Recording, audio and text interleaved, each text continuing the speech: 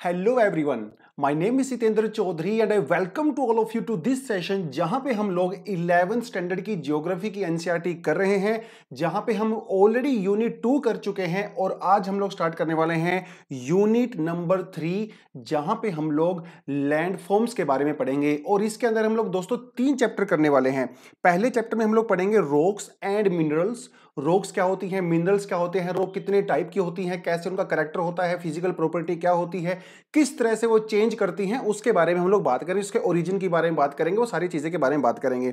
दूसरे चैप्टर में हम लोग यहाँ पे पढ़ने वाले हैं प्रोसेसेस के बारे में। एंडोजेनिक प्रोसेस कौन सी होती हैं, मास वेस्टिंग क्या होता है, वेदरिंग क्या होता है, इरोजन क्या होता है, ट्रांसपोर्टेशन क्या होता है और उसका क्या क्या आउटकम होता है, वो हम दूसरे चैप्टर में पढ़ेंगे। और फिर फाइनल चैप्टर में हम लोग पढ़ने वाले हैं land forms and their evolution, कि हमारे आसपास जितने भी लैंडफॉर्म हमें दिखाई देते हैं उनकी शुरुआत कैसे होती है, उनकी यंग एज के बारे में, मैच्योर एज के बारे में, ओल्ड एज के बारे में, स्लोप के बारे में।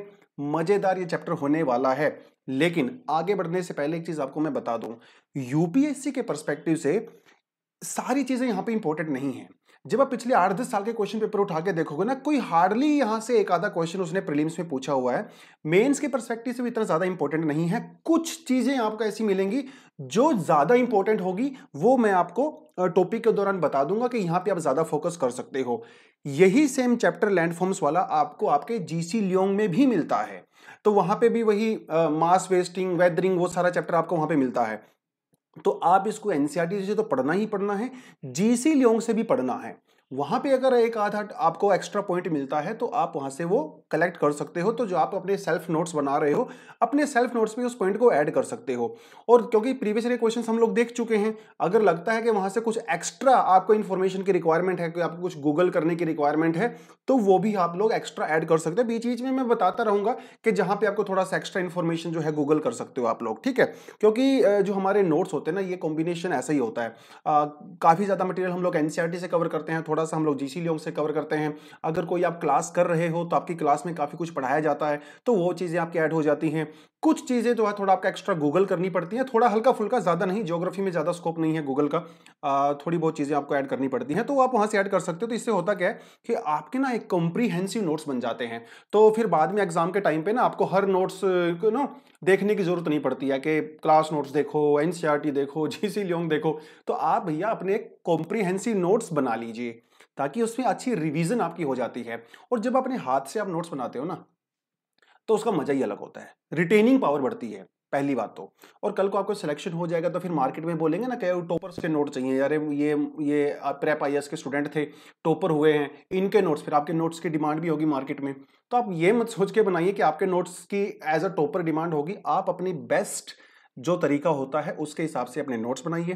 पहले भी आपको बता चुका हूं कि ज्योग्राफी के अंदर जो डायग्राम्स दिए गए हैं, कोशिश करना कि सभी के एक, आपको मैं पहले बता चुका हूं ना कि आप डायग्राम्स के लिए अलग से नोटबुक बनाइए, ठीक है। जहां पे आपको कुछ गूगल से डायग्राम मिलते हैं, एनसीईआरटी से मिलते हैं, जीसी लियोंग से मिलते हैं, आप वहां पे उन डायग्राम्स को ड्रॉ करने की कोशिश कीजिए। और सिर्फ ज्योग्राफी में ही नहीं, पॉलिटी में भी, हिस्ट्री में भी, जहां भी आपको लगता है कि आप यहाँ पे एग्जामिनर को डायग्राम से समझा सकते हो और वहां पे डायग्राम का स्कोप है, तो डेफिनेटली आपको डायग्राम बनाना चाहिए। लेकिन ऐसा नहीं है कि डायग्राम आपको 5-6 मिनट का समय मिला है मेंस में लिखने के लिए और आप उसमें से 3 मिनट डायग्राम ही बना रहे हो। डायग्राम का मतलब यह है कि ऐसा सिंपल साधारण सा डायग्राम बनाओ जिसको आप 15-20-25 सेकंड में बना सको, क्योंकि आपको लिखना भी तो है ना।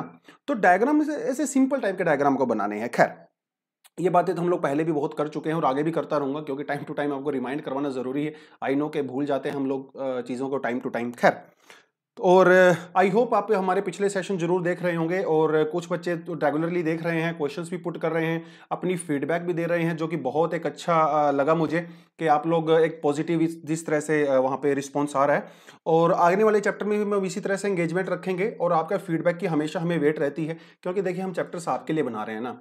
जो भी कंटेंट हम प्रेप आईएएस पे डालते हैं सब आपके बेनिफिट के लिए ही डालते हैं। तो अगर आपका भी फीडबैक रहेगा तो डेफिनेटली हम उसको उस हिसाब से इंप्रूव कर सकते हैं और उससे बेनिफिट अब फिर अब फाइनली आपको ही होने वाला है, राइट। खैर, तो ये सारी सारी बातें तो हम थोड़ा बहुत बीच में करते रहेंगे, लेकिन अभी करते हैं आज की काम की शुरुआत। तो जो पहला चैप्टर है ना दोस्तों हमारा यहाँ पे, मतलब चैप्टर नंबर 5 यूनिट 3 के अंदर, it is about minerals and rocks. But before we go forward let me tell you कि चैप्टर बहुत छोटा सा है, वो बड़ा चैप्टर नहीं है।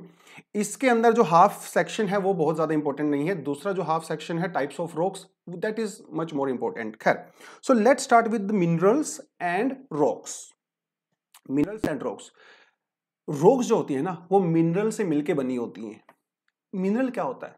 जो हमारे एलिमेंट्स होते हैं, जो आपकी पीरियोडिक टेबल होती है ना, स्कूल में आपने याद किया होगा, वो लिथियम, हाइड्रोजन, है ना, वो आयरन, कैल्शियम, सिलिकॉन।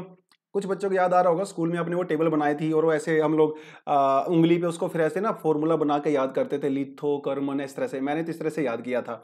तो वो होते हैं आपके एलिमेंट्स। अब एलिमेंट के मिक्सचर से बनता है मिनरल, और कई सारे मिनरल के मिक्सचर से बनता है रॉक्स। ठीक है, आगे थोड़ा देखेंगे, हल्का सा आइडिया आपको मैंने यहाँ पे दे दिया है। आई होप थोड़ा बहुत आपके दिमाग की घंटी बजी होगी, बत्ती जली होगी, क्योंकि अगर आपने जीसी लॉन्ग पढ़ा है ना तो वो सारी चीजें वहां पे भी हैं। खैर, आगे बढ़ते हैं, सीधी सी बात करते हैं।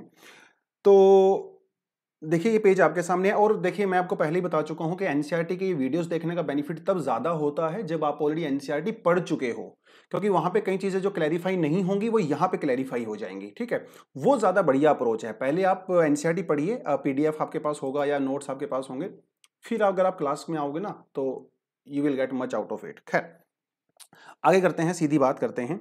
तो कहता है कि हमारा जो अर्थ है ना, earth is composed of various kinds of elements. भैया हमारी अर्थ के ऊपर बहुत सारे डिफरेंट तरह के एलिमेंट्स पाए जाते हैं। These elements are in solid form in outer layer of earth and in hot and molten form in the interior. देखिए पिछला चैप्टर जो हम लोगों ने किया था इंटीरियर ऑफ अर्थ, एक सिंपल सेंटेंस में एनसीईआरटी लिखने वाले ने आपकी प्रीवियस नॉलेज भी चेक कर ली। ये मजा है एनसीईआरटी का। अगर आपको प्रीवियस चैप्टर पता होंगे ना तभी आपको अगले चैप्टर का मजा भी आएगा, क्योंकि वो पिछले वाले कॉन्सेप्ट यहां पे यूज होने वाले हैं। कहता है कि हमारी अर्थ पे डिफरेंट तरह के एलिमेंट्स पाए जाते हैं। मोस्टली जो एलिमेंट्स यहां पे होते हैं, मतलब ज्यादातर एलिमेंट्स मोस्टली जो हमारी आउटर क्रस्ट के अंदर पाए जाते हैं वो पाए जाते हैं सॉलिड फॉर्म में। लेकिन जैसे ही जैसे आप अर्थ में डीप जाते रहते हो, टेम्परेचर इंक्रीज होता रहता है, और जैसे जैसे टेम्परेचर इंक्रीज होता रहता है ये रॉक्स मेल्ट होती रहती हैं। तो जब आप लिथोस्फीयर से एस्थेनोस्फीयर में जाते हो तो अर्थ रॉक्स मेल्ट होती हैं। जब आप फर्दर मेंटल के नीचे जाते हो तब मेल्ट होती हैं। फिर आप आउटर कोर में जाते हो, वहां पे भी मेल्ट होती हैं। फिर आप इनर कोर में जाते हो, वहां पे सॉलिड फॉर्म में होती है। हालांकि आपकी इनर कोर में टेम्परेचर बहुत ज्यादा होता है, उसके बावजूद भी वहां पे सॉलिड क्यों होता है? कमेंट सेक्शन में बताओ। ऑलरेडी मैं आपको बता चुका हूं कि इतना, मतलब आप ये समझ लीजिए कि आपके कोर में 5500 डिग्री सेंटीग्रेड के आसपास टेम्परेचर मिलता है। Despite having these high temperatures your inner core is in the solid form. Already I told you in the previous chapter. Now I expect that all of you should comment down below and tell me the reason. चलिए, तो कहता है कि interior में molten stage में होते हैं और क्रस्ट के अंदर हमारे जो है वो सॉलिड फॉर्म में होते हैं। अब कहता है कि हमारा 98% जो टोटल क्रस्ट होती है बेसिकली वो 8 एलिमेंट से मिलकर बनी है। 98% जो क्रस्ट है सिर्फ और सिर्फ 8 एलिमेंट से मिलकर बनी है। टेबल में आप देख सकते हो। क्या आपको ये याद करना है? बिल्कुल याद करना है। देखिए परसेंटेज याद मत करिए, इतना ज्यादा फैक्चुअल इंफॉर्मेशन यूपीएससी में नहीं पूछता है। आप सिर्फ ऑर्डर याद कर लीजिए, फ्रॉम हाईएस्ट टू लोवेस्ट और फ्रॉम लोवेस्ट टू हाईएस्ट, जैसा भी आपका मन करे। तो सबसे ज्यादा कौन मिलता है? ऑक्सीजन मिलता है। आप सोचोगे कि ऑक्सीजन कैसे मिलता है? क्रस्ट के अंदर ऑक्सीजन कहां से आ गया? ऑक्सीजन तो गैस होती है, ये तो हमारे एटमॉस्फेयर में पाई जाती है। नीचे ऑक्सीजन कहां से आ गया? देखिए, हम यहां पे ऑक्सीजन गैस की बात नहीं कर रहे हैं, हम यहां पे ऑक्सीजन एज एन एलिमेंट की बात कर रहे हैं। और आपके आसपास जितने भी चीजें आपको दिखाई देती हैं सभी के अंदर ऑक्सीजन होती है, because of the bonding. Bonding बनाने के लिए ऑक्सीजन की रिक्वायरमेंट होती है दोस्तों। तो एलिमेंट्स जब बॉन्डिंग बनाते हैं ना तो उनको चाहिए ऑक्सीजन। ठीक है, तो उस बॉन्ड की फॉर्म में, एलिमेंट की फॉर्म में ऑक्सीजन सबसे ज्यादा पाई जाती है।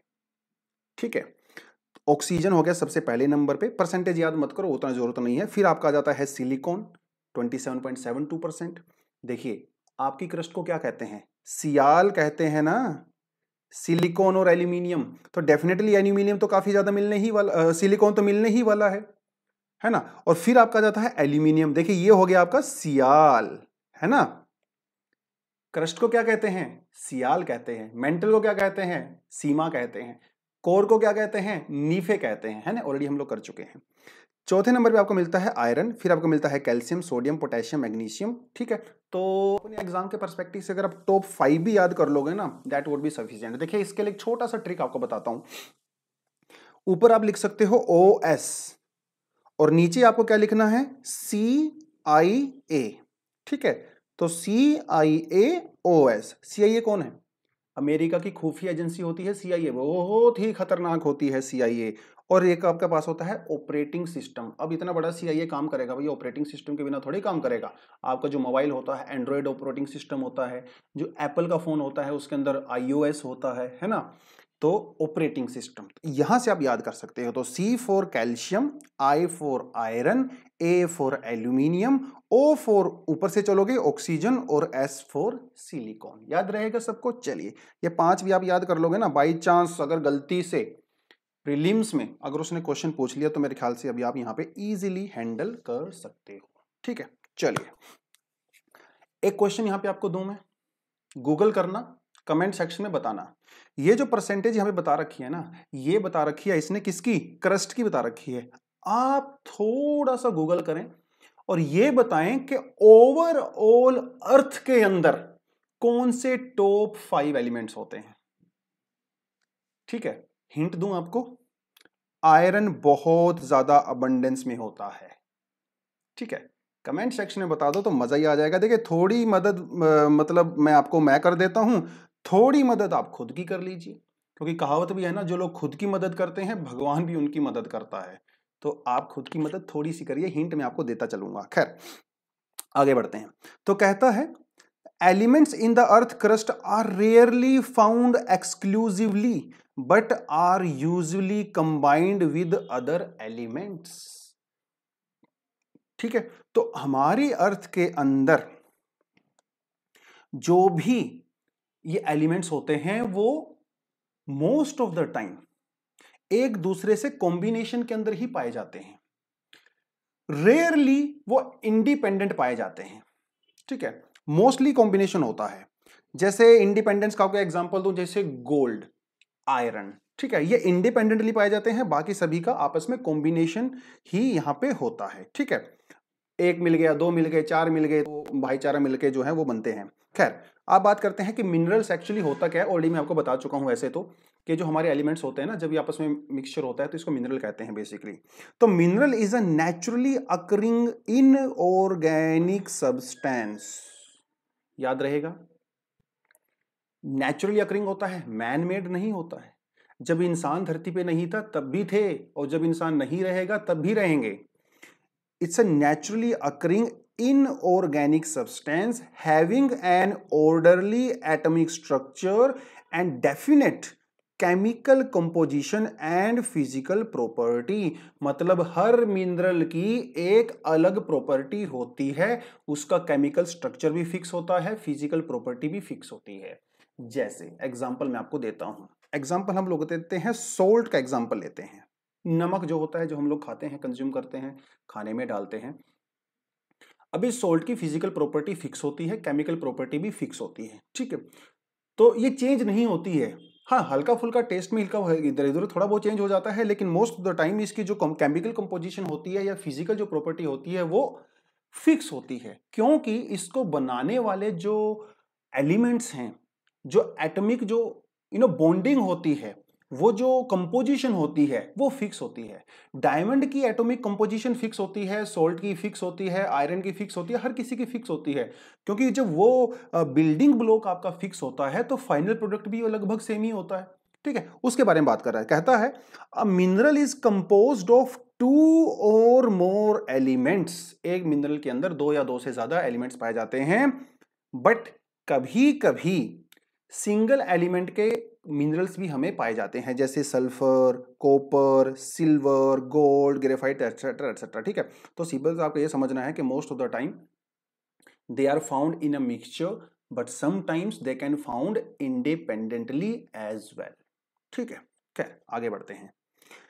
कहता है though the number of elements making up the lithosphere are limited, they are combined in different ways. हालांकि जो ओवरऑल एलिमेंट होते हैं वो लिमिटेड ही पाए जाते हैं,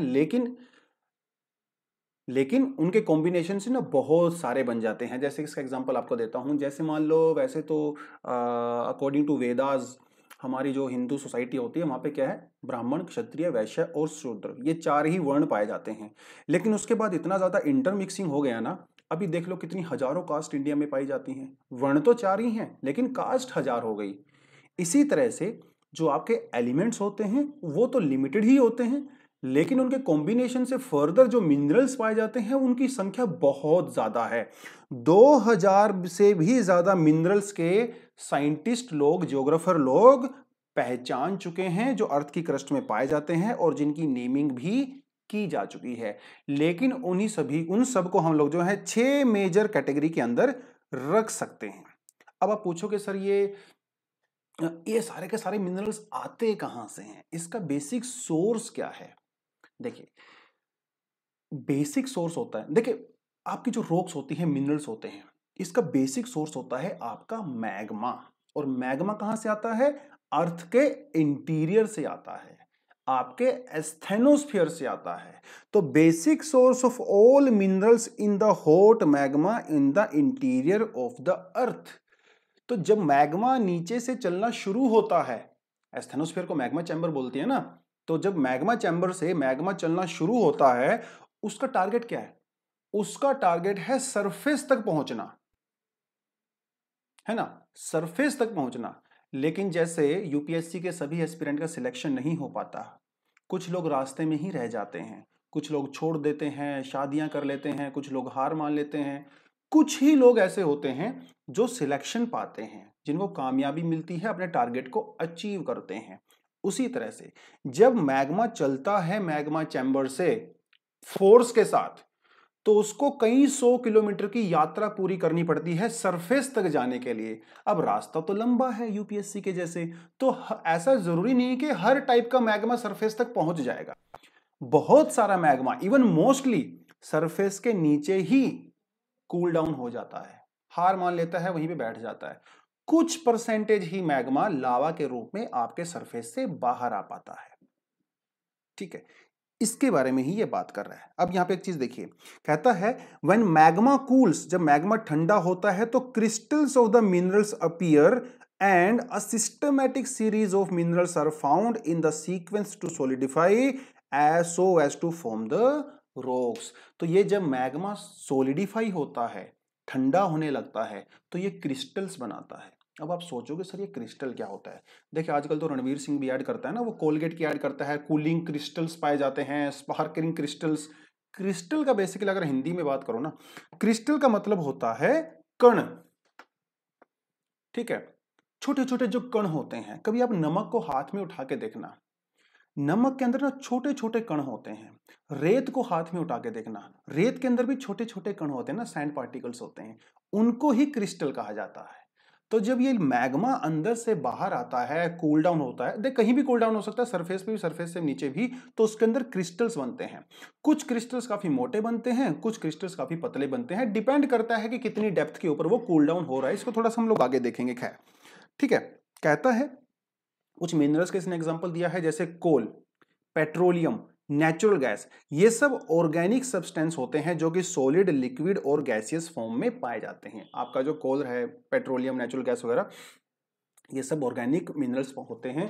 अनफॉर्चुनेटली, दुर्भाग्य से, इंडिया में कोल को छोड़ के पेट्रोलियम और नेचुरल गैस बहुत ज्यादा मात्रा में नहीं पाई जाती। हाँ, कोल इंडिया में खूब सारा है। ठीक है, इंडिया जो है दुनिया का लीडिंग कोल प्रोड्यूसर भी है, और हम लोग कोल इंपोर्ट भी करते हैं, हम बहुत सारा कोल एक्सपोर्ट भी करते हैं। ठीक है, चलिए अब वो बात करता है इनकी फिजिकल प्रॉपर्टी की, कैरेक्टरिस्टिक्स की बात करता है। अब कैसे, मतलब फिजिकल प्रॉपर्टी का मतलब क्या होता है? फिजिकल प्रॉपर्टी का मतलब ये होता है कि वो कैसा दिखता है, सीधी सी बात है। वो सामने से कैसा दिखता है, कैसा रिएक्ट करता है, उसका कलर कैसा है, उसका टेक्सचर कैसा है, उसके जो क्रिस्टल्स हैं वो कैसे हैं, है ना, उसी को तो फिजिकल प्रॉपर्टी बोलते हैं। जो कितनी मार सहन कर सकता है, कितना जल्दी टूट जाता है, कितना फ्लेक्सिबल होता है, ये सब फिजिकल कैरेक्टर्स होते हैं। ठीक है, हल्का से एक बार देख लीजिए, एग्जाम के पर्सपेक्टिव से ज्यादा यहाँ पे लोड लेने की जरूरत नहीं है। तो कुछ फिजिकल कैरेक्टर्स जैसे मिनरल्स के, जैसे एक्सटर्नल क्रिस्टल फॉर्म्स होते हैं, वही जैसे मैंने आपको बताया जो क्रिस्टल्स होते हैं, कुछ क्रिस्टल जो है छोटे होते हैं, कुछ बड़े होते हैं, कुछ क्रिस्टल जो है क्यूब होते हैं, कुछ हेक्सागोनल भी हो सकते हैं, कुछ छोटे छोटे ऑक्टागोनल होते हैं। डिपेंड करता है, जब आप उन क्रिस्टल्स को माइक्रोस्कोप में देखते हो ना, तब उनकी आप एक्चुअल शेप को पहचान सकते हो कि किस तरह के होते हैं। ठीक है, तो एक तो वो एक्सटर्नल क्रिस्टल फॉर्म हो गया, एक ये हो गया क्लीवेज, मतलब tendency to break in the given direction producing relatively plane surfaces. अलग अलग तरह के जब आप मिनरल्स लेते हो ना और उसके ऊपर हथौड़ा मारते हो, तो उसके टूटने के स्टाइल को क्लीवेज कहते हैं। वो किस तरह से टूटता है, वो इस तरह प्लेन में टूटता है, वर्टिकली टूटता है, स्मूथ टूटता है, या उबड़ खाबड़ टूटता है। ठीक है, उसको कहा जाता है क्लीवेज। तो ये भी इसकी एक प्रॉपर्टी होती है। फिर एक होता है यहाँ पे फ्रैक्चर। फ्रैक्चर तो आप समझ ही गए होंगे, जब आप उसके ऊपर फोर्स पड़ता है तो वो फ्रैक्चर हो जाता है इररेगुलर मैनर में। अब जब मान लो आप ईंट है, मान लो ईंट है, आपने ब्रिक लिया और उसके ऊपर आपने फोर्स किया, उसके ऊपर हथौड़ा मारा, तो ब्रिक टूटेगी ना। तो ब्रिक स्मूथ थोड़ी टूटती है, एकदम प्लेन थोड़ी टूटेगी, है ना। तो इररेगुलर मैनर में टूटती है, तो इसे आप फ्रैक्चर कह सकते हो, फ्रैक्चर हो जाता है। आपकी जो पूरी लिथोस्फीयर होती है उसके अंदर भी फ्रैक्चर होता है। लस्टर, लस्टर मतलब कितनी चमक है उसके अंदर, है ना, that is called the lustre. ये भी एक फिजिकल प्रॉपर्टी होती है। कलर तो आप समझ ही गए होंगे, ग्रीन है, पर्पल है, दुनिया भर के होते हैं। ठीक है, white, green and all that. Streak का मतलब होता है कि जब आप उसको पीसते हो, देखिए नमक का जो है ना, जो लोग गांव से हैं वो समझ गए होंगे कि एक वहां पे एक सेंधा नमक आता है। सेंधा नमक का ना एक रोक होती है, बेसिकली नमक की रोक होती है। तो वो तो रोक फॉर्म में होता है। जब आप उसको पीसते हो, उसको कूटते हो, तो पीसने के बाद जो उसका जो जो चूर्ण चूर्ण बोल सकते हो आप, जो पीसने के बाद उसका आउटकम होता है, उससे कहते हैं आप स्ट्रीक। तो कई हमारे पास मिनरल्स ऐसे होते हैं, जब वो सॉलिड फॉर्म में होते हैं, रॉक की फॉर्म में होते हैं, तो अलग तरह की अपीयरेंस होती है। जब आप उसको पीसते हो, छोटे छोटे पार्टिकल्स में डिवाइड करते हो, तो उसकी अलग तरह की आपको अपीयरेंस नजर आती है। जैसे इसने एग्जाम्पल यहाँ पे दिया है कि मैलेचाइट का एग्जाम्पल दिया है कि मैलेचाइट जो है वो ग्रीन होता है।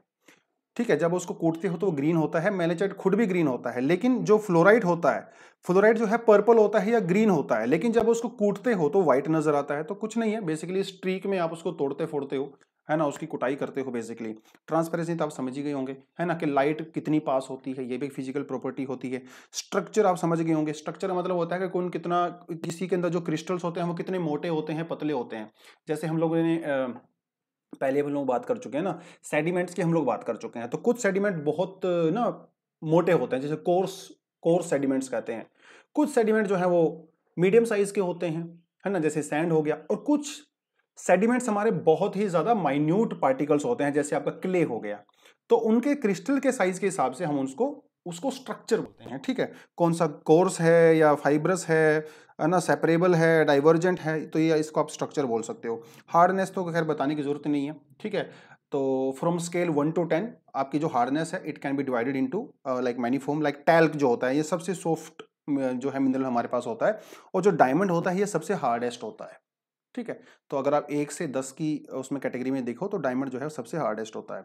और जो आपके फिंगर नेल्स होते हैं, इनका ये 2.5 हार्डनेस होती है। और आपका जो नाइफ होता है, चाकू, और जो ग्लास होता है, ठीक है, ये 5.5 होता है, मतलब बीच का ही हार्डनेस होती है। तो डायमंड जो है फिलहाल हमारे पास सबसे हार्डेस्ट बताया गया है। खैर, एक हमारे पास स्पेसिफिक ग्रेविटी होती है। स्पेसिफिक ग्रेविटी का मतलब ये होता है कि कोई भी आपके पास मिनरल होता है, आप उसका दो तरह से वेट करते हो। एक आप पानी के अंदर वेट करते हो, आप एयर के अंदर वेट करते हो। तो एयर के अंदर जो वेट होता है, उसको आप जो है पानी के अंदर जो वेट होता है उसमें से आप माइनस कर देते हो, और फिर उसको बाद में एयर वाले से डिवाइड कर देते हो। तो इसे बोला जाता है स्पेसिफिक ग्रेविटी। ठीक है, तो ये कुछ फिजिकल प्रॉपर्टीज भैया हमारे पास होती हैं हमारे अलग अलग मिनरल्स की। कोई खास इंपॉर्टेंट नहीं है, छोड़ना है तो छोड़ सकते हो, कोई पूछने वाला नहीं है। बस आपको थोड़ा समझ में आना चाहिए कि फ्रैक्चर क्या होता है, स्ट्रीक क्या होता है, लस्टर क्या होता है ना, थोड़ा सा आपको क्रिस्टल्स क्या होते हैं, आइडिया बस रखना है। ठीक है, रट्टा नहीं मारना है इसके ऊपर, कुछ भी खास इंपॉर्टेंट है नहीं।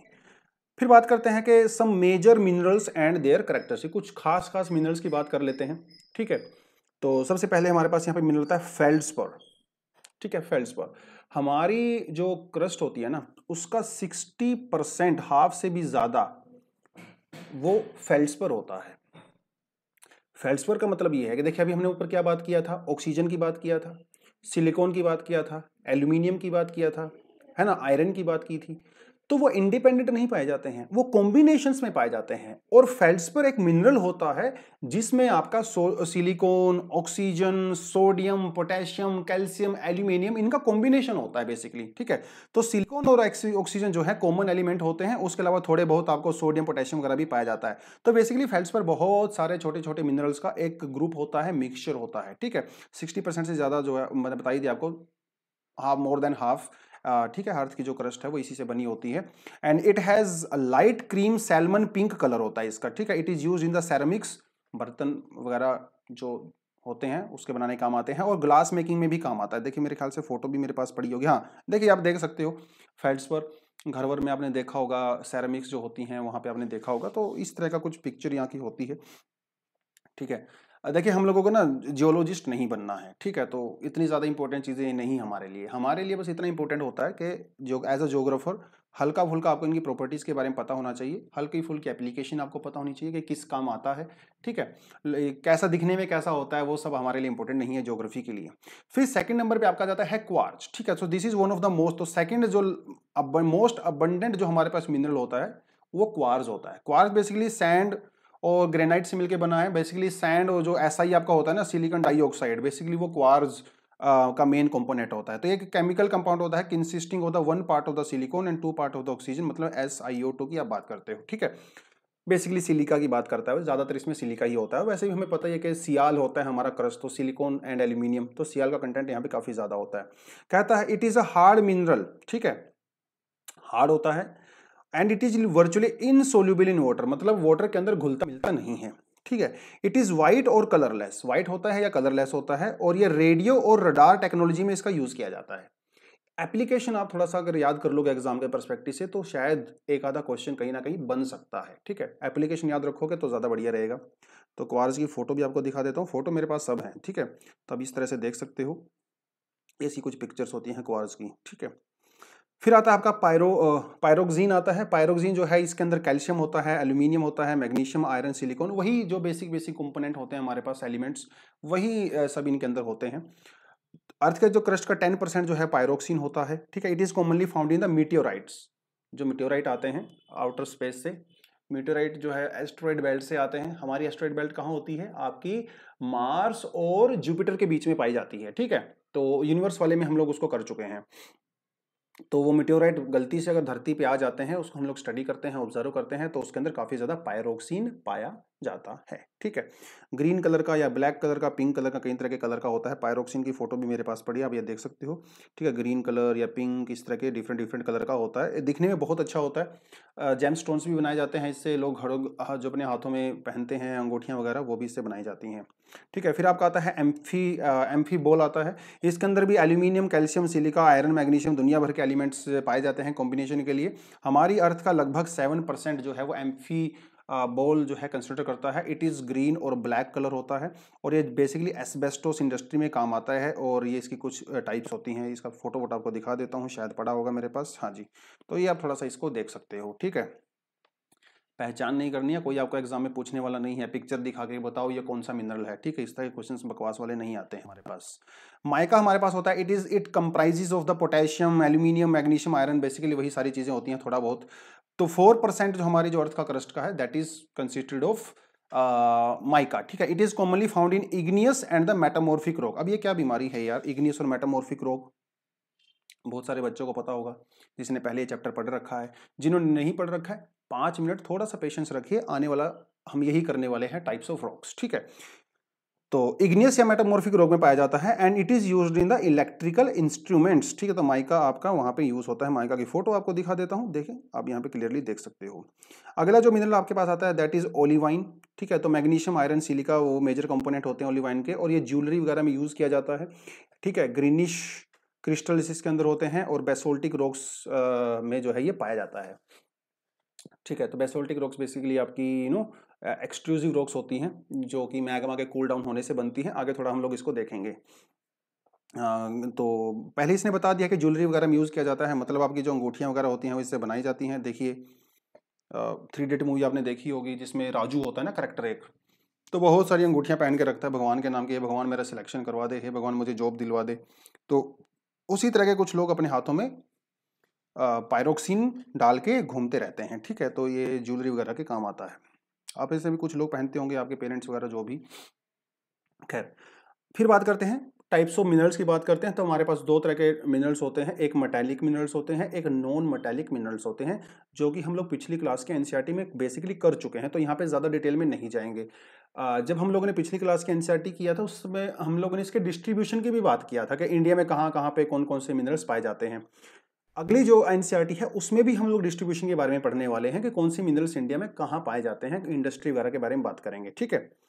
तो प्रेशियस मेटल्स होती हैं हमारे पास मेटालिक मिनरल में, जैसे आपका गोल्ड, सिल्वर, प्लेटिनम एक्सेट्रा महंगी होती हैं, प्रेशियस होती हैं। फेरस मिनरल्स होते हैं जिसके अंदर बेसिकली आयरन कंटेंट होता है, ठीक है। एक नॉन फेरस होती हैं जिसके अंदर आयरन कंटेंट नहीं होता, जैसे आपका zinc, tin, copper etcetera etcetera, ठीक है। तो बेसिकली ये चुंबक जो होती है ना, मैग्नेट जो होती है, उसको अट्रैक्ट नहीं करते हैं। कई बार दुकान पे जब आप बर्तनों की दुकान पे सामान लेने जाते हो और वहाँ से आप एल्यूमिनियम के बर्तन खरीदते हो या कॉपर के बर्तन खरीदते हो, तो उसकी प्योरिटी चेक करने के लिए जो दुकानदार होता है, कई बार वो मैग्नेट से उसको चिपका के दिखाता है। अगर वो मैग्नेट से नहीं चिपक रहा है, इसका मतलब वो प्योर है, ठीक है। अगर मैग्नेट से चिपक जाता है, इसका मतलब वो इम्प्योर है, ठीक है। तो कई बार वो भी आपको दिखाया जाता है। और अगर आप कभी शॉपिंग वगैरह करने गए होंगे पेरेंट्स वगैरह के साथ, मम्मी के साथ, आपने देखा होगा। मैंने तो खुद देखा उसको, ठीक है। तो वो चीज़ हो गई। खैर, फिर हमारे पास नॉन मेटालिक मिनरल्स आते हैं। नॉन मेटालिक मिनरल्स में तो आप समझ ही गए होंगे, जिसके अंदर कोई भी तरह का मेटल नहीं होता है, जैसे आपका सल्फर, फॉस्फेट, नाइट्रेट्स वगैरह, ये सब नॉन मेटालिक मिनरल्स बेसिकली होते हैं। सीमेंट जो है वो नॉन मेटालिक मिनरल्स का आपस में एक मिक्सचर होता है, ठीक है। फिर बात करते हैं रॉक्स की। तो इस पूरे चैप्टर में ये वाला पोर्शन जो है आपका ज़्यादा इंपॉर्टेंट होता है। पहले जो मिनरल्स वगैरह किए हैं हम लोगों ने, that is not that much important from the UPSC perspective, ठीक है। But this thing rock, it is much more important as compare to previous one. कहता है कि हमारी जो अर्थ होती है, क्रस्ट जो होती है, वो रॉक्स से मिलके बनी है। बहुत सारी रॉक्स होती हैं आपके आसपास, जब भी जहां भी आप नजर घुमाते हो, रॉक्स ही रॉक्स आपको नजर आती हैं, ठीक है। तो रॉक क्या होता है? देखिए, हम लोगों ने मिनरल्स की बात की। Minerals is a combination of different elements, ठीक है। व्हेन दीज मिनरल्स कंबाइन, ठीक है, in different proportions, they make rocks. Rocks के अंदर अलग अलग कंपोजिशन की, अलग अलग प्रोपोर्शन की, परसेंटेज की मिनरल्स पाए जाते हैं, ठीक है। तो बाद में उन रॉक्स से हम लोग उन मिनरल्स को एक्सट्रैक्ट करते हैं, जिसे हम लोग क्या कहते हैं, ओर कहते हैं, मिनरल ओर कहते हैं। तो जैसे मान लो कहीं पे आयरन पाया जाता है, तो उस रॉक के अंदर आयरन का एक परसेंटेज पाया जाता है, लेकिन उस आयरन के साथ साथ दूसरे मिनरल्स भी पाए जाते हैं। तो हम लोग क्या करते हैं, जो अगर हमें आयरन चाहिए तो हम लोग बाकी इंप्योरिटीज को हटा देते हैं, खाली आयरन उसमें से कलेक्ट कर लेते हैं, है ना। तो ये मिनरल्स के कॉम्बिनेशन से रॉक्स बनती हैं। तो प्योर फॉर्म में रॉक्स नहीं मिलती आपको ये नहीं मिलेगा अरे कैल्शियम की रॉक है, ये तो आयरन की रॉक है, नहीं, ऐसा नहीं होता है, ठीक है। उस रॉक्स के अंदर बहुत सारे मिनरल्स जो है कंबाइंड होते हैं, उसमें से हम जो हमें चाहिए अपनी जरूरत के हिसाब से उसको निकाल लेते हैं, ठीक है। तो rock is an aggregate, aggregate मतलब मिक्सचर ऑफ वन और द मोर मिनरल्स, ठीक है। रॉक्स हार्ड भी हो सकती हैं, रॉक्स सॉफ्ट भी हो सकती हैं। जैसे एग्जांपल के लिए जो ग्रेनाइट होती है बहुत हार्ड होती है, सोपस्टोन जो है काफी सॉफ्ट होता है। गैब्रो जो है वो अलग अलग कलर की हो सकती हैं, गैब्रो जो हमारा ब्लैक कलर का है, क्वार्जाइट जो है वो मिल्की व्हाइट भी होता है। Rocks do not have definite composition of the minerals constituents, ठीक है। फिक्स नहीं होता है, किसी के अंदर कोई कम मिनरल होता है, कोई ज्यादा मिनरल होता है, कोई ऐसा फिक्स नहीं होता है, ठीक है। Feldspar and the quartz are the most common mineral found in the rocks, already हम लोग कर चुके हैं। फेल्ड्सपर और क्वार्ज, फेल्ड्सपर कितने परसेंट होता है, अराउंड 60%, ठीक है। 10% से ज्यादा आपका क्वार्ज होता है। तो जो हमारी रॉक्स होती हैं इसके अंदर भी ज्यादातर आपको क्या मिलेगा, फेल्ड्सपर मिलेगा या फिर आपको क्वार्ज मिलेगा, ठीक है। तो सबसे मोस्ट कॉमन यही पाए जाते हैं।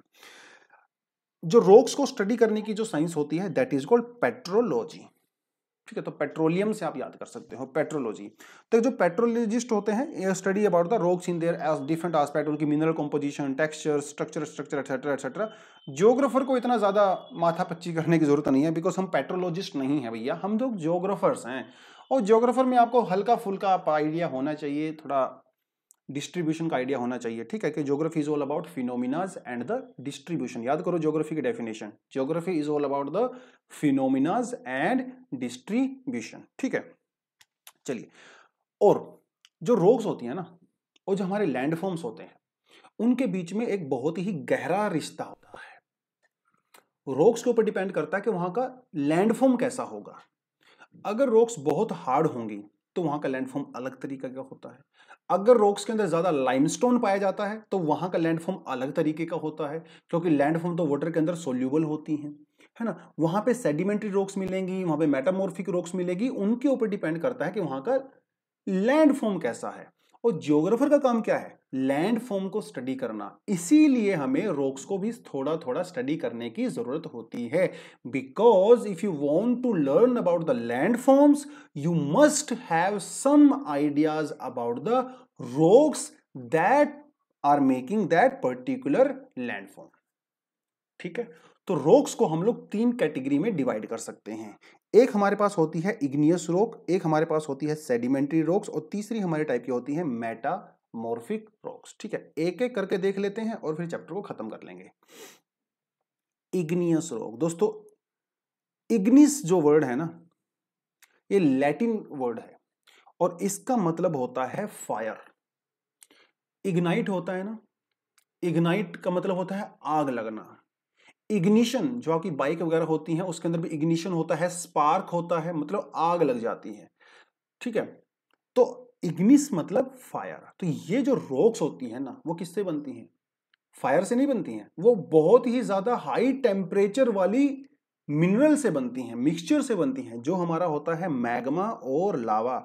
देखिए आपका जो मैग्मा होता है ना वो तो मेंटल से आता है, और मेंटल का टेम्परेचर तो काफी हाई होता है। तो क्योंकि मैग्मा से ही आपकी रॉक्स बनती हैं, that is why we call them igneous rocks. तो जब मैग्मा ऊपर आने की कोशिश करता है, when magma starts its upward journey, it cools down somewhere.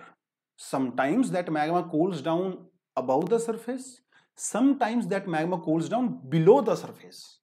तो वो जब magma above surface cool down होता है तो उसको हम लोग कहते हैं एक्सट्रूसिव रॉक्स, और जब वो अर्थ के नीचे ही सॉलिडिफाई हो जाता है, कूल डाउन हो जाता है, उसे हम लोग क्या कहते हैं? Intrusive rocks. उसे प्लूटोनिक रॉक्स भी कहते हैं, जिसका एग्जांपल हम लोगों ने प्रीवियस चैप्टर में देखा था, जब I told you about the batholith, laccolith, sills and dykes. ठीक है, वो सब आपके इंट्रूसिव रॉक्स का ही एग्जांपल होते हैं। खैर, उसके बारे में ही कहा गया है, ये सारी चीजें उसी के बारे में क्या रखी है। तो the process of cooling solidification can happen in the earth crust on और सरफेस ऑफ द अर्थ। ठीक है, वही बारे बात कर रहे हैं, मतलब या तो सरफेस से ऊपर हो सकता है और सरफेस से नीचे भी हो सकता है। ठीक है, कहता है उनके टेक्सचर के बेसिस पे इग्नियस रॉक्स को हम लोग क्लासिफाई कर सकते हैं। ठीक है, टेक्सचर का मतलब होता है उनके क्रिस्टल का साइज क्या है, उसकी जो छोटी छोटी ग्रेन्स होती हैं, क्रिस्टल्स होते हैं, उनका अरेंजमेंट कैसा है, उसकी फिजिकल कंडीशन कैसी है, उसके ऊपर हम लोग इसको क्लासिफाई कर सकते हैं। जैसे एक एग्जांपल आपको देता हूं। अब आप एक चीज देखिए, जब मैग्मा अर्थ के नीचे, आपको सिर्फ सुनना है ये चीज, मैग्मा जब अर्थ के नीचे से, फॉर एग्जांपल लेट्स अज्यूम कि आपका मैग्मा 500 किलोमीटर से आ रहा है, और वो जब धीरे धीरे ऊपर आना शुरू होता है तो वो थोड़ा थोड़ा ठंडा होना शुरू हो जाता है। नाउ लेट्स इमेजिन कि वो मैग्मा 50 किलोमीटर या 20 किलोमीटर सरफेस के नीचे ही कूल डाउन हो गया। अब we very well know magma का टेम्परेचर काफी हाई होता है, और जब वो सरफेस के नीचे कूल डाउन होता है तो बड़ा स्लोली कूल डाउन होता है, क्योंकि नीचे तो टेम्परेचर ज्यादा होता है। लेकिन जब वही मैग्मा सरफेस के ऊपर आ जाता है तो वो बहुत जल्दी कूल डाउन होता है, क्योंकि ऊपर तो वाटर भी होता है, विंड भी होती है ना, क्लाइमेट भी होता है। उसकी वजह से सरफेस के ऊपर जो मैग्मा होता है वो काफी फास्ट कूल डाउन होता है, लेकिन सरफेस के नीचे वाला जो मैग्मा होता है बहुत slowly, it takes thousands of years to get cool down. अब इसका आउटकम क्या होता है? इसका आउटकम ये होता है कि जो उसके कण होते हैं, क्रिस्टल्स होते हैं, जो उसके ग्रेन्स होते हैं, उनके साइज को इंपैक्ट करता है। जब मैग्मा सरफेस के ऊपर कूल डाउन होता है तो बहुत फास्ट कूल डाउन होता है, फास्ट कूल डाउन होता है। फास्ट कूल डाउन की वजह से उसकी जो ग्रेन्स होती हैं, उन ग्रेन्स का जो साइज होता है, ठीक है, देखिए क्या लिखा हुआ है, कहता है if molten material is cooled slowly, अगर वो धीरे धीरे ठंडा होता है सरफेस के नीचे तो मिनरल के जो ग्रेन का साइज होता है वो लार्ज होता है, क्योंकि उनको लार्ज होने का समय मिल जाता है। It takes thousands of years. तो क्रिस्टल का साइज भी बड़ा होता है। लेकिन जब वो सरफेस के ऊपर कूल डाउन होता है तो क्रिस्टल्स को समय ही नहीं मिल पाता, एकदम से कूल डाउन हो जाते हैं। इसीलिए क्रिस्टल का साइज जो है वो छोटा होता है जब वो सरफेस के ऊपर सॉलिडिफाई होते हैं। इसका मतलब ये है कि जो इंट्रूसिव रॉक्स होती हैं उनके क्रिस्टल्स का साइज बड़ा होता है, और जो एक्सट्रूसिव रॉक्स होती हैं जो मनी के सरफेस के ऊपर होती हैं उनके क्रिस्टल्स का साइज छोटा होता है। इस तरह की छोटी मोटी स्टेटमेंट आपसे एग्जाम में कई बार पूछ लेते हैं। अब यहाँ पे इग्नियस रॉक्स के कुछ एग्जांपल दिए हुए हैं, जैसे ग्रेनाइट, गैब्रो, है ना, पैगमेटाइट, बेसोल्ट, वोल्केनिक ब्रेसिया, एटसेट्रा एटसेट्रा। अब यहाँ पे दो के ऊपर आप फोकस कीजिए, ग्रेनाइट के ऊपर फोकस कीजिए और बेसोल्ट के ऊपर फोकस कीजिए। तो एक्सट्रूसिव और इंट्रूसिव रॉक्स का को पता चल गया। आपकी जो बेसोल्ट होता है ना दोस्तों, बेसोल्ट ये आपका एक्सट्रूसिव रॉक होती है। आपकी जो ग्रेनाइट होती है ये आपकी इंट्रूसिव रॉक होती है, जो सरफेस के नीचे ही कूल डाउन होती है, लेकिन वो होता क्या है ना, over a period of time erosion की वजह से वो सरफेस के ऊपर आ जाती है, तो फिर आप उसको ग्रेनाइट रॉक्स बोल देते हो। तो मोस्टली आपके जो कॉन्टिनेंट्स होते हैं, जो आपकी माउंटेन वगैरह होती हैं, वो मोस्टली ग्रेनाइट की बनी होती हैं। कंपैरेटिव टू बेसोल्ट ग्रेनाइट की डेंसिटी थोड़ी सी कम होती है, ठीक है, तो लाइट वेट होता है थोड़ा सा। फिर आता है आपके पास सेडिमेंट्री रॉक्स। इसको वैसे बताने की जरूरत ही नहीं है आपको। देखिए एक चीज आपको यहाँ पे और समझिए कि जो इग्नियस रॉक्स होती है ना, इग्नियस रॉक्स के अंदर फॉसिल्स नहीं पाए जाते। No fossils. फॉसिल का मतलब समझ ही गए होंगे कि जो पुराने जीव जंतु होते हैं उनके बचे हुए अवशेष, उनको हम लोग फॉसिल्स बोलते हैं। फॉसिल क्यों नहीं पाए जाते? अरे भैया टेम्परेचर ही इतना ज्यादा होता है। आपको क्या लगता है उस मैग्मा के अंदर कुछ बचेगा क्या? फॉसिल्स बचता ही नहीं है। तो there are no fossils found in igneous rocks, ठीक है, थोड़ा आपको देखना पड़ेगा। और लेयर्स भी नहीं होती हैं एज सच, इग्नियस रॉक्स में लेयर वेयर नहीं होती हैं। अब बात करते हैं सेडिमेंट्री रॉक्स की।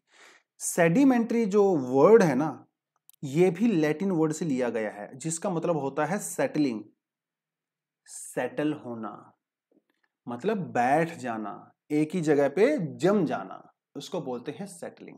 तो होता क्या है, डेन्यूडेशन होता है। जैसे मान लो कोई रॉक है, वो रॉक जो है वो बनी, वो वल्केनिक इरप्शन से बनी, मैग्मा मैग्मा आया तो रॉक बन गई, सॉलिडिफाई हो गया। अब वो रॉक हमेशा ऐसे ही थोड़ी रहेगी भैया, विंड भी तो होती है, वाटर भी तो होता है, हमारी रिवर्स भी होती हैं, ग्लेशियर्स भी होता है, वेव्स भी होती हैं। वो वेव्स, विंड वगैरह लगातार उसको तोड़ती रहती हैं, उसका इरोजन करती रहती हैं, उसकी वेदरिंग होती है, जिसको कहा जाता है डेन्यूडेशन। तो denudation is basically what, it is just wearing of, ठीक है, और डिग्रेडेशन ऑफ द रॉक्स।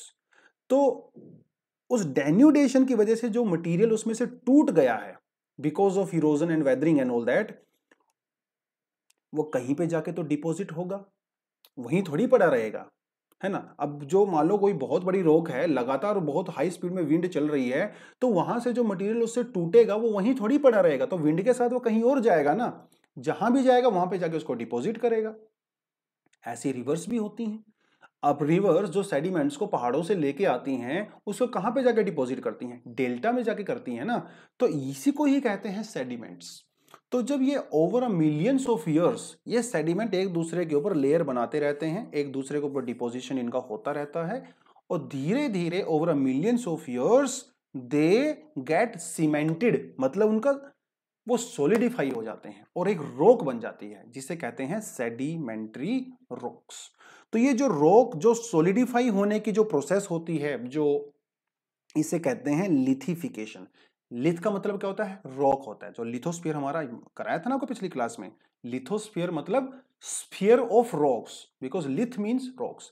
तो वो जो सेडिमेंट जब आपस में जम जाते हैं तो उसको कहते हैं lithification.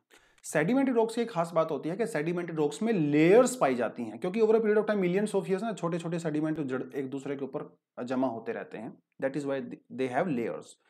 One more thing is that what distinguishes sedimentary rocks from the igneous rock is that sedimentary rocks के अंदर जो है we find fossils also। तो जो डायनासोर या जो पुराने जीव जंतु होते हैं उनके फॉसिल्स वहां पे पाए जाते हैं, मतलब उनके रेजिड्यूज वहां पे पाए जाते हैं। सेडिमेंट्री रॉक्स के अंदर आपका पेट्रोलियम भी पाया जाता है, आपकी नेचुरल गैस भी पाई जाती है, आपका कोल भी पाया जाता है। क्योंकि वो लेयर्स में दब जाते हैं और लेयर में दबने की वजह से कोल बनता है, पेट्रोलियम बनता है। ठीक है, तो वो भी सेडिमेंट्री रॉक्स के अंदर पाए जाते हैं। कभी भी पेट्रोलियम आपको इग्नियस रॉक्स के अंदर नहीं मिलता है, सेडिमेंट्री रॉक्स के अंदर मिलता है, चाहे नेचुरल गैस हो, चाहे आपका कोल हो, चाहे आपका पेट्रोलियम हो। ठीक है, थोड़ा ध्यान रखना है इसको। Now let's see some examples of the sedimentary rocks, जैसे सैंडस्टोन है, शेल है। ठीक है, ये आपके कुछ एग्जांपल्स यहाँ पे हो जाते हैं। कुछ शायद मेरे पास फोटो पड़ा था, हाँ ये आप देख सकते हो। जैसे ये सैंडस्टोन है, ठीक है, साइड में जो आपको नजर आ रहा है, तो ये सैंडस्टोन है। कोई रिवर होगी जिसने सैंड को जमा किया होगा, over a period of time वो सैंड जो है आपस में जमा हो गया, सॉलिडिफाई हो गया, तो एक रॉक बन गया ना, तो दिस इज योर सैंडस्टोन। ठीक है, खैर आगे बढ़ते हैं। तो अब ये फॉर्मेशन भी कई तरह की हो सकती है। उस फॉर्मेशन के बेसिस पे इसको 3 कैटेगरी में डिवाइड किया गया है सेडिमेंट्री रॉक्स को। पहली जो होती है वो मैकेनिकली फॉर्म होती है, मतलब जो मैकेनिकली तरीके से फॉर्म होते हैं। मैकेनिकल का मतलब क्या होता है, एक चीज को यहां से उठाओ और वहां पे जाके उसको डाल दो, that is the meaning of mechanic. इसमें कोई केमिकल वेमिकल का रोल नहीं होता है। यहां से उठाओ वहां पे डाल दो, यहां से उठाओ वहां पे डाल दो, that is just a mechanical process. तो इसकी वजह से जैसे आपका सैंडस्टोन हो गया, अभी आपको जो फोटो दिखाया था, कोग्लोमरेट हो गया, लाइमस्टोन, शेल, लोएस एटसेट्रा, तो जैसे ये फोटो जो आपकी ये कोग्लोमरेट है। ठीक है, कोग्लोमरेट। कोग्लोमरेट का मतलब होता है कि बहुत सारे सेडिमेंट्स का मिक्सचर होता है बेसिकली कोग्लोमरेट। नहीं, कोग्लोमरेट एक सिंपल सी इंग्लिश की टर्म है। जैसे आप रिलायंस का एग्जांपल ले लीजिए, रिलायंस इज ऑल्सो कोग्लोमरेट, क्योंकि रिलायंस कोई एक बिजनेस थोड़ी ना है, रिलायंस के अंदर बहुत सारे बिजनेस मिक्स होते हैं, इसलिए रिलायंस इज ऑल्सो कोग्लोमरेट। ठीक है, तो ये आप कोग्लोमरेट का एग्जांपल यहाँ पे इजीली फोटो देख सकते हो। ये आप यहाँ पे देख सकते हो लोएस का एग्जांपल होता है। तो लोएस बेसिकली जो बहुत छोटे छोटे सेडिमेंट्स होते हैं ना, उनको जो विंड है वो कई हजारों किलोमीटर तक उनको लेके चली जाती है, जहां पे डिपॉजिट करती है तो लोएस बनाती है। अब चाइना वाइना में काफी ज्यादा पाया जाता है। जो सेकंड टाइप की सेडिमेंट्री रॉक्स होती हैं वो आपकी होती हैं ऑर्गेनिकली फॉर्म्ड, जो ऑर्गेनिकली होती हैं, जैसे आपका जो है जीसराइट हो गया, चोक, लाइमस्टोन, कोल वगैरह।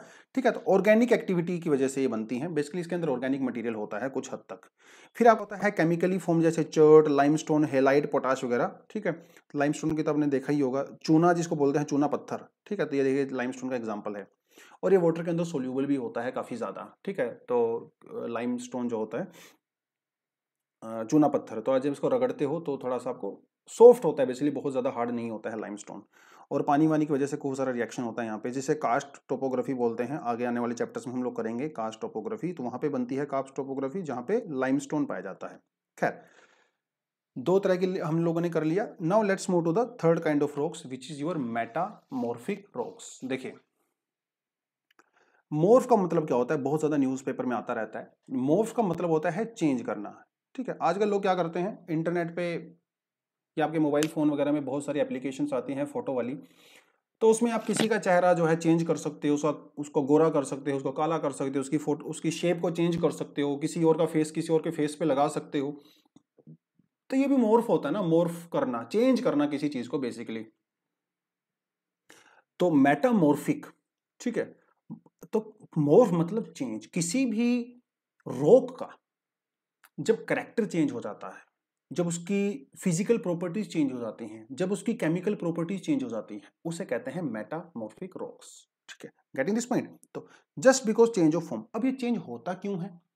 अब वो रॉक जो वहां पे पड़ी है हजारों लाखों साल से, वो पागल थोड़ी अपना करेक्टर चेंज करेगी, लेकिन करती है क्योंकि कॉन्टिन्यूसली उस रॉक के ऊपर प्रेशर पड़ता रहता है। अब आप सपोज करिए कि अर्थ के नीचे कोई 20-25 किलोमीटर पे कोई रॉक है, तो उसके ऊपर प्रेशर नहीं पड़ेगा क्या? और जब वो इतना डीप होगी तो क्या उसके ऊपर टेम्परेचर नहीं का असर नहीं पड़ेगा क्या? पड़ता है।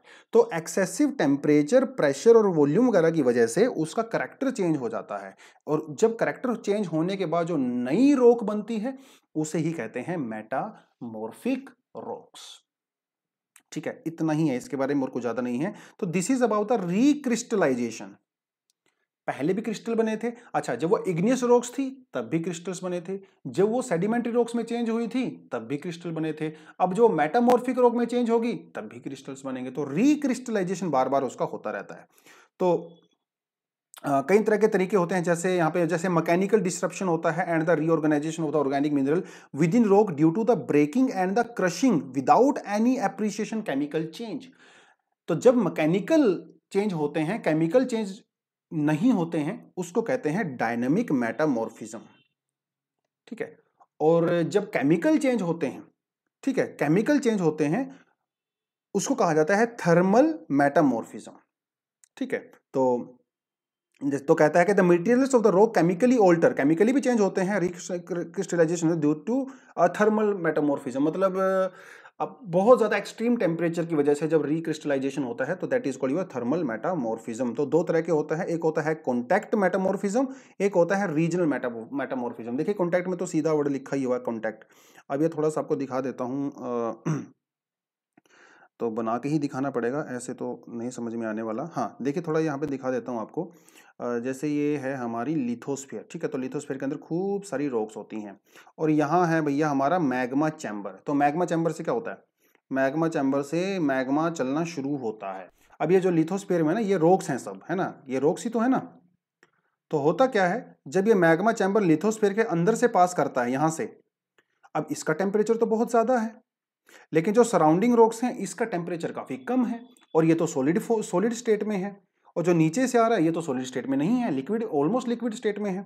तो होता क्या है, जब ये बहुत बहुत हाई टेम्परेचर वाला मैग्मा जब आपकी सराउंडिंग की रॉक्स से कांटेक्ट में आता है, तो ये सराउंडिंग वाली रॉक्स का कैरेक्टर चेंज हो जाता है because of the extreme temperature. ठीक है, इसे कहते हैं contact metamorphism which is happening because of the contact between two rocks. ठीक है, so when your magma passes through the lithosphere, then the rocks of lithosphere are exposed to high degree of temperature, and because of that exposure the character of your lithospheric rocks change, and that is called your contact metamorphism। Simple सी चीज है। ठीक है, पहले तो आराम से पड़ा हुआ था, ठंडा होके वहां पे रॉक्स बना हुआ था, लेकिन over a period of time they will get change. ठीक है, this is called contact metamorphism. ठीक है, और दूसरी टाइप की हमारी होती है जो जो रीजनल मेटामॉर्फिज्म होती है, जिसको जो बेसिकली डीफॉर्मेशन की वजह से होती है, कोई वहाँ पे अर्थक्वेक आ गया या कोई वल्केनिक इरप्शंस हो गया ना, उसकी वजह से प्रेशर अगर वहाँ के ऊपर ज़्यादा पड़ जाता है, तो उन सारी चीज़ों की वजह से जो बनता है उसे कहते हैं हम लोग रीजनल मेटामॉर्फिज्म। ठीक है, तो दो होते हैं, कॉन्ट्रैक्ट और रीजनल। ठीक है, तो बेसिकली मेन काम हमारा ये है कि भैया उनका करेक्टर चेंज करना है, जैसे मर्जी करो, टेम्परेचर से करो, केमिकल से करो, प्रेशर से करो, जैसे भी मर्जी करो। ठीक है, उसे कहते हैं।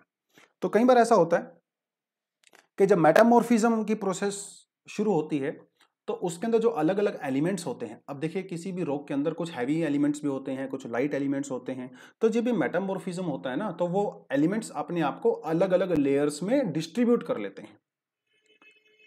तो कई बार मेटामॉर्फिक रॉक्स के अंदर लेयर्स भी पाई जाती हैं, जिसे कहते हैं फोलिएशन। क्या कहते हैं, फोलिएशन और लीनिएशन। ठीक है, ये थोड़ा सा आपने याद रख लेना है, फोलिएशन और लीनिएशन। ठीक है, तो कई बार क्या होता है ना, जब मेटामॉर्फिक रॉक में जैसे मान लो आपकी मेटामॉर्फिक रॉक है, तो इसमें ऊपर जो है हार्ड लेयर मिलती है, फिर बीच में सॉफ्ट लेयर मिलती है, फिर से हार्ड लेयर मिलती है, फिर से सॉफ्ट लेयर मिलती है। ठीक है, तो इट्स लाइक अ फोलिएशन।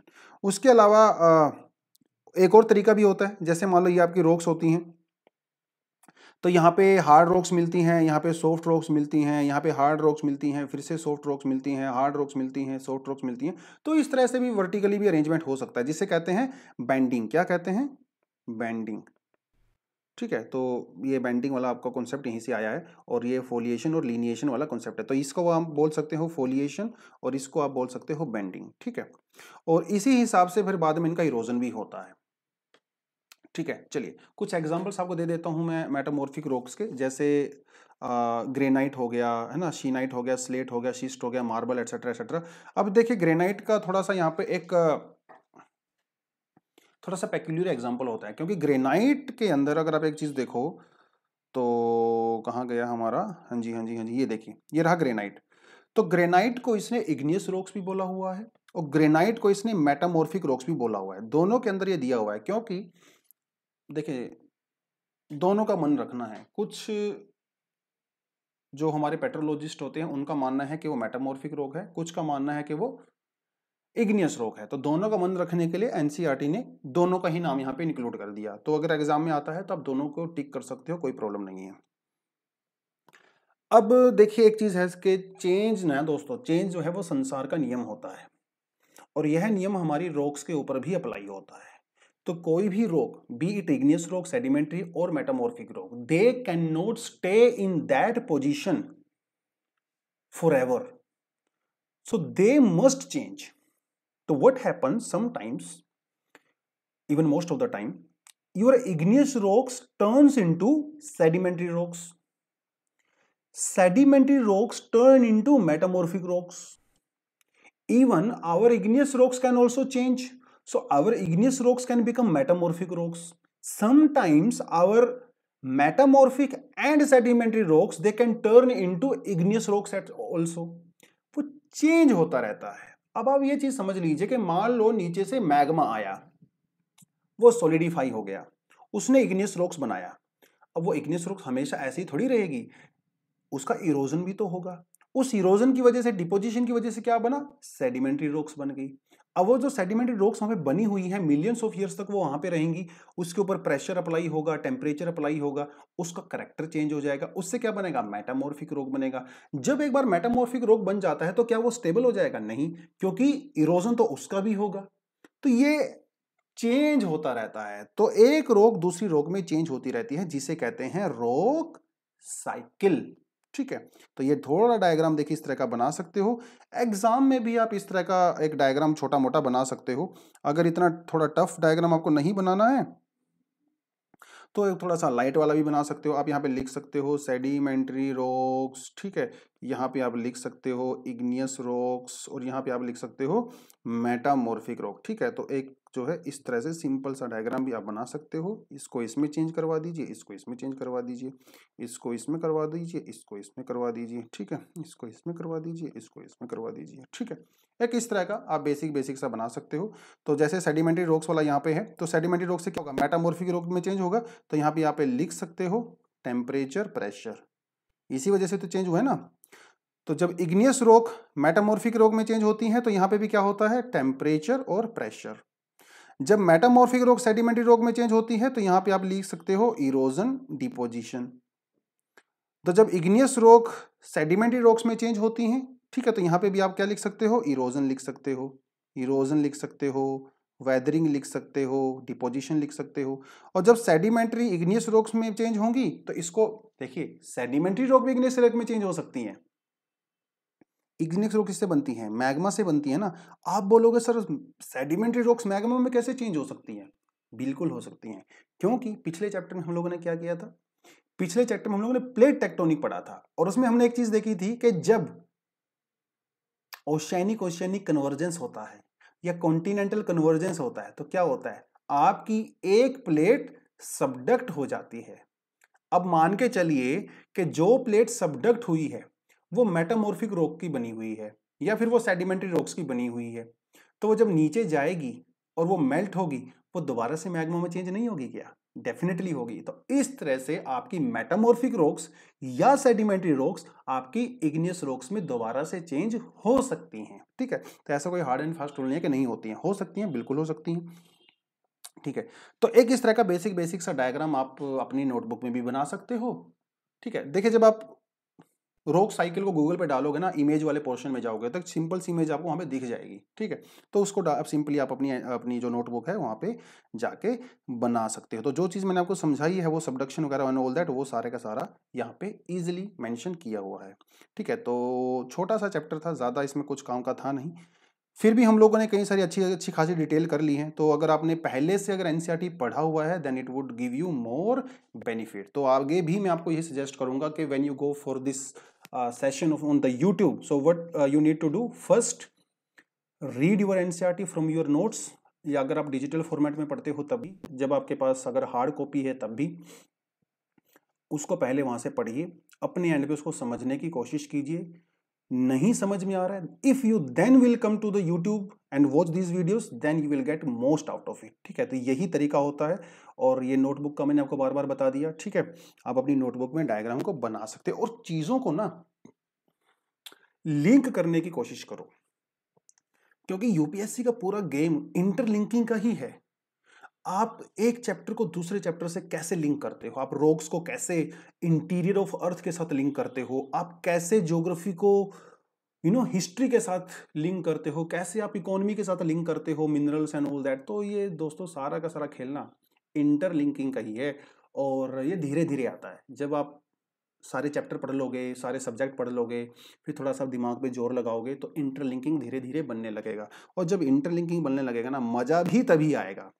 देखिए, जब आपको मैग्मा के बारे में नहीं पता होगा, जब आपको मेंटल के बारे में नहीं पता होगा, एस्थेनोस्फेयर के बारे में नहीं पता होगा, तो आपको नहीं समझ में आएगा कि प्लूटोनिक रोक क्या होती है, मेटामॉर्फिक रोक क्या होती है, इग्नियस रोक क्या होती है ना। तो उसको समझने के लिए बेसिक अंडरस्टैंडिंग की रिक्वायरमेंट होती है, जो पिछले चैप्टर से जुड़ी हुई होती है। इसलिए आप चैप्टर वाइज वीडियोस देखो, पहला दूसरा तीसरा चैप्टर इस तरह से जाओ, rather than directly go to the fifth और सिक्स्थ चैप्टर, ठीक है, बिकॉज सारी चीजें आपस में इंटरलेटेड होती हैं। चलिए, इस चैप्टर में हम लोग इतना ही करेंगे। अगले चैप्टर में हम लोग क्या पढ़ने वाले हैं, थोड़ा सा हिंट दे देते हैं आपको। अगले चैप्टर में पढ़ेंगे हम लोग जियोमॉर्फिक प्रोसेस। जियो का मतलब होता है जी अर्थ, और मोर्फ का मतलब अभी हम लोगों ने पढ़ा चेंज, ठीक है। तो उन प्रोसेसेस के बारे में पढ़ेंगे जिससे हमारी अर्थ के चेंज होती है, ठीक है। किसी भी तरह से चेंज हो सकती है, जो भी तरीका है उसको हम लोग पढ़ेंगे अगले चैप्टर में, कि how our earth changes over a period of time, which are the processes which are involve in that, there are endogenic forces, there are exogenic processes also, ठीक है। तो उसको हम लोग अगले चैप्टर में पढ़ेंगे। आई होप आपको ठीक ठाक लगा होगा। ठीक ठाक लगता है तो वीडियो को लाइक किया करो, अपनी फीडबैक कमेंट सेक्शन में जरूर दिया करो, क्योंकि आपकी फीडबैक जब रहेगी ना, तो फिर हम लोग इंप्रूव करेंगे, ठीक है। और आपके लिए कर रहे हैं तो डेफिनेटली आपकी फीडबैक की तो रिक्वायरमेंट हमें होगी। चलिए, that is all for the day. Thank you very much, all the best, जय हिंद।